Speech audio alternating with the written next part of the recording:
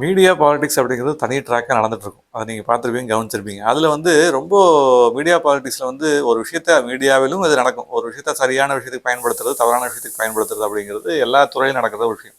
அது மீடியாலேயும் உண்டு. அது எந்தெந்த நியூஸ் மீடியா, எந்தெந்த சோஷியல் மீடியா பண்ணுறாங்கன்றது உங்களுக்கு இது தெரிஞ்சிருக்கும். நிறைய பேருக்கு உங்களுக்கு வந்து அதை அனலைஸ் பண்ணியிருப்பீங்க. அதே சமயத்தில் செலிபிரிட்டிஸ் அப்படின்ற சினிமா துறை செலிபிரிட்டிஸில் ரொம்ப நிதானமாக, பெரும்பாலும் நிதானமான யோசனைகளை பக்குவமாகி தன்னை ப்ராசஸ் பண்ணி ரிஃபைன் பண்ணி வைத்திருக்கக்கூடிய நபர்களுள் அஜித் ஒருவர். அவர் சொல்லலாம். சமீபத்தில் ஒரு இன்டர்வியூ போட்டிருந்தார், பேசியிருந்தார். அவர் வந்து பார்த்துருப்பீங்கன்னு நினைக்கிறேன். எத்தனை பேர் பார்த்தீங்கன்னு தெரியல. 56 நிமிடங்கள், அரௌண்ட் 56 அரௌண்ட், ஆமாம், 56 நிமிடங்கள் போன்ற ஒரு video, full interview, English interview. எத்தனை பேர் பார்த்தீங்கன்னு தெரியல, நான் பார்த்தேன்.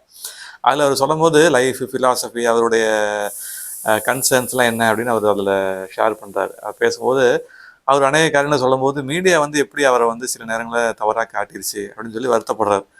உதாரணத்துக்கு அந்த ஓட்டிங் பூத்தில் வந்து ஒருத்தருடைய செல்ஃபோனை சீஸ் பண்ணி வைக்கிறார். அவர் பிடுங்கி வைக்கிற மாதிரி காட்டுறாங்க.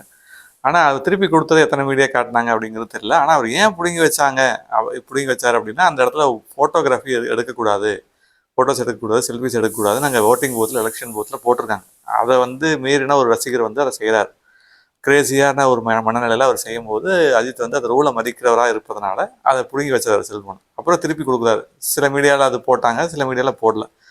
அவர் வந்து அதை சொல்கிறார், அவரை வந்து ரூடாக காட்டின மாதிரி காட்டிட்டாங்க அப்படின்னு சொல்லி வருத்தப்படுறாரு. அநேக காரியங்களில் மோட்டோ ரேசிங் பற்றி அவருடைய மோட்டோ ரேசிங் கன்சர்ன்ஸு, அவருடைய லைக்கிங் என்னென்ன, டிஸ்லைக்ஸ் என்னென்ன, இதெல்லாம் சொல்லிகிட்டு இருக்காரு. சொல்லும் போது ஷேர் பண்ணுறாரு அவருடைய தாட்ஸை. அப்போ வந்து பல விஷயங்கள் அவர் பக்குவமாக யோசிச்சிருக்காரு, அனலைஸ் பண்ணியிருக்காரு அப்படிங்கிறது தெரியுது. ரொம்ப நிதானமாக யோசிச்சிருக்காரு. லைஃப்பை பற்றியான சீரியஸ் திங்கராக அவர் இருந்திருக்காரு. ஆனால் ஏன் ரிசர்வ்டாக இருக்காரு அப்படின்னு சொல்லும்போது, இந்த மாதிரி கிரேசி திங்ஸாக ரசிகர்கள் கிரேசி திங்ஸை வந்து அவருக்கு செய்யும் பொழுது, சில நேரங்களில் அவர் கை கொடுக்கும்போது கையை கட் பண்ணியிருக்காங்க பிளேடில், ஹேண்ட் ஷேக்குன்ற பேரில். அப்போது அவர் அதை ரிசர்வ்டாக அவர் தன்னை வைத்துக் கொள்வதற்கான காரணங்கள் இதெல்லாம் இருக்குது. அவர் காரில் போகும்போது கூடவே வந்து அடிபட்டு விழுந்திருக்கிறாங்க. இதெல்லாம் அவருக்கு வந்து ரொம்ப மன வருத்தத்தை கொடுத்துருக்கு. ஏன் வந்து நடிகர்களும் சாதாரண மனிதர்களான இண்டிவிஜுவல்ஸ் ஆனால் ஏன் இப்படி வந்து கிரேசியாக பண்ணுறாங்க ரசிகர்கள்ங்கிறது அவருக்கு அந்த கன்சர்னும் கோபமும் வருத்தமும் இருக்குது. அது அவரோட பேச்சில் தெரிஞ்சது. சில பேர் அதை வந்து எடிட் பண்ணி கரூர் சம்பவத்தை வந்து அவர் சொல்லி அவர் மேலே தப்பு, ஒரு இண்டிவிஜுவல் மேலே தப்பு சொல்லக்கூடாது, கலெக்டிவ் ஃபெயிலியர் தான் அது அப்படின்னு சொன்னதெல்லாம் போட்டிருக்காங்க அவங்க வசதிக்கு. ஆனால் கலெக்டிவ் ஃபெயிலியரில் அந்த இண்டிவிஜுவல் இருக்கார் அப்படிங்கிறத ஒத்துக்கணும் இல்லையா? அந்த இண்டிவிஜுவல் அதை ஒத்துக்கிட்டாரா அப்படிங்கிறது, அதில் சுற்றி என்னென்ன பாலிடிக்ஸ் நடந்துச்சு அப்படிங்கிறது, அது ஏகப்பட்ட விவாதங்களில், ஏகப்பட்ட யோசனைகளை நம்ம ஷேர் பண்ணியிருக்கிறோம், பேசியிருக்கிறோம், யோசிச்சிருப்போம். அதே மாதிரி லைஃபோட ஃபிலாசபி அப்படின்னு பார்க்கும்போது அவர் வந்து ஏன் க்ரைம்ஸ் நடக்குது அப்படின்னு சொல்கிறாரு அஜித் அப்படின்னா, அவருடைய பார்வையில் எக்கனாமிக்கலாக சவுண்டாக இல்லை மக்கள், அப்போ வந்து ஃப்ரஸ்ட்ரேட் ஆகி க்ரைமில் ஈடுபடுறாங்க அப்படின்றதெல்லாம் ஒரு இடத்துல ஸ்டேட்மெண்ட் சொல்கிறார். அதே சமயத்தில் எல்லாருமே வந்து அவங்க இண்டிவிஜுவல் ரெஸ்பான்சிபிலிட்டி உணர்ந்து செய்யணும், கலெக்டிவ் ரெஸ்பான்சிபிலிட்டி உணர்ந்து செய்யணும், அதெல்லாம் சொல்கிறார். ஆனால் அதே சமயத்தில் வெறும் எக்கானமி, வெறும் அவங்கவுங்க இண்டிவிஜுவல் ரெஸ்பான்சிபிலிட்டியை செஞ்சு செய்து கொள்வது என்பது ரொம்ப எளிதானது அப்படிங்கிறது கிடையாது. அது அவருக்கும் தெரிஞ்சிருக்க வாய்ப்பு இருக்குது. தெரிஞ்ச மாதிரி தான் அவர் சொல்கிறார். ஆனால் அதுக்கான தீர்வு, சொல்யூஷன், ரிசல்ட், அதாவது அதோட சொல்யூஷன் என்ன, அதோடைய ரெசல்யூஷன் என்ன, சொல்யூஷன் என்னன்னு பார்க்கணும் இல்லையா? அதுதான் என்னென்னா, ஏகப்பட்ட விஷயங்களில் இண்டிவிஜுவல் ரெஸ்பான்சிபிலிட்டி தவறதுக்கான காரணம், அதே மாதிரி வெறும் எக்கானமி தான் அப்படின்னு சொல்லக்கூடிய காரணங்கள் அப்படி கிடையாது. லைஃப் வந்து ஹோல்சமாக பார்க்கணும். அப்போ வந்து சைக்காலஜி, ஃபிசியாலஜி, மென்டல் கெப்பாசிட்டிக்கான அந்த ஸ்பிரிச்சுவல் ஹெல்ப்பு, இதெல்லாம் சேர்ந்து பார்க்கும்போது ஒரு மனுஷனுடைய இண்டிவிஜுவல் ரெஸ்பான்சிபிலிட்டியோ, கலெக்டிவ் ரெஸ்பான்சிபிலிட்டியோ, சோஷியல் ரெஸ்பான்சிபிலிட்டியோ, லீடர்ஷிப் ரெஸ்பான்சிபிலிட்டி எல்லாமே வந்து அதில் தான் வந்து நிற்கும். அது அங்கே ஃபெயிலியர் ஆகும்போது தான் அங்கே என்ன ஆகுதுன்னா, எல்லா பக்கமும் அது ஸ்பைரலிங் டவுன் அப்படிங்கிற மாதிரி ஆகிடுது. செயின் ரியாக்ஷன் மாதிரி ஃபெயிலியர்ஸ் ஆகுது. கவர்மெண்ட் இன்ஜினியரிங் வந்து சோஷியல் இன்ஜினியரிங்கோ, கவர்மெண்ட் இன்ஜினியரிங்கோ ஃபெயில் ஆகிறதுக்கான காரணம் அங்கே தான், அந்த கிளிச் அங்கே தான் நடக்குது. அதை வந்து நடிகர்கள் ஆகட்டும், ரசிகர்கள் ஆகட்டும், மீடியா இல்லாதவங்க யாராக இருந்தாலும் ஒட்டுமொத்த மனித குலமும் உணர்ந்துக்க வேண்டிய ஒரு விஷயம். ஏன்னா பர்சன்ஹுட் அப்படிங்கிறது ரொம்ப முக்கியம். பர்சனாலிட்டி அப்படிங்கும்போது நமக்கு வரலாறு திரும்பி பார்க்கும்போது, வரலாறு படிக்கும்போது, ஹிஸ்ட்ரி படிக்கும்போது என்ன தோணணும், நம்ம ஃபேக்ட்ஸ் வாசிக்கணும் அப்படின்னா, கடவுளுக்கான அக்கௌண்டபிலிட்டி, ஒரு இண்டிவிஜுவலுக்கும் கடவுளுக்கான அக்கௌண்டபிலிட்டி எவ்வளவு நேர்மையாக இருக்குதுங்கிறத பொறுத்து தான் அந்த இண்டிவிஜுவல் ரெஸ்பான்சிபிலிட்டியாக இருக்கலாம், சோஷியல் ரெஸ்பான்சிபிலிட்டியாக இருக்கலாம், அது நேர்பட செய்ய முடியுது.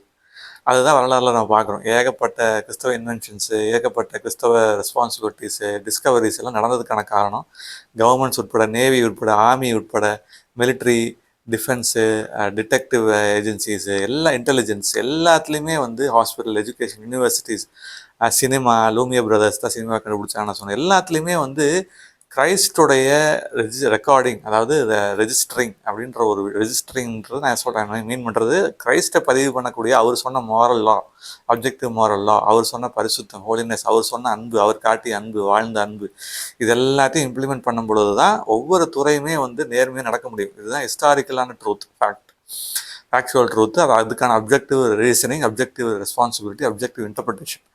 இந்த சரியான புரிதல் இல்லாமல் presence of Christ in mind and soul, in heart and mind and soul, in our strength அப்படின்னு அந்த ஒரு வைராக்கியம் இல்லாமல் எந்த ஒரு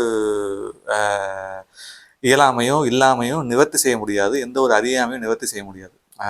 அதாவது அறியாமைக்கு வந்து மருந்து உண்டு, பொறாமைக்கோ இல்லை வந்து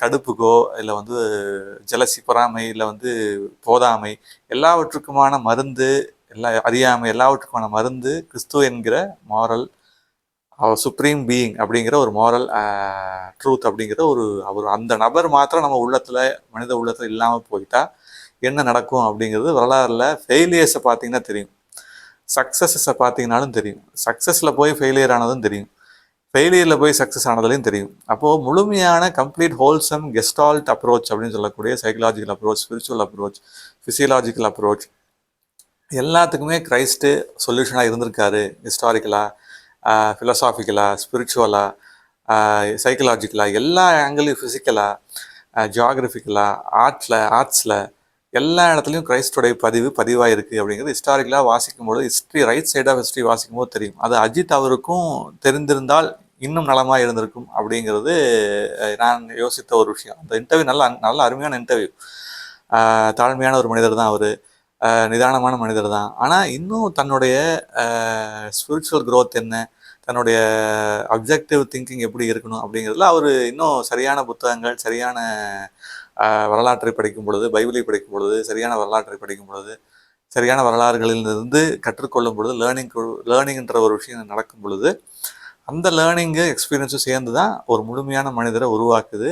அதை வந்து image of Christ, image of காடில் வந்து முழுமை அடைகிறோம் அப்படிங்கிறது தான் completion of the life, factual life அப்படின்னு சொல்லலாம். Completion of the factual life அப்படின்னு சொல்லக்கூடிய ஒரு கிரைஸ்டியன் அப்ரோச் வந்து எப்பயுமே முழுமையடையக்கூடியதாக இருக்கும்.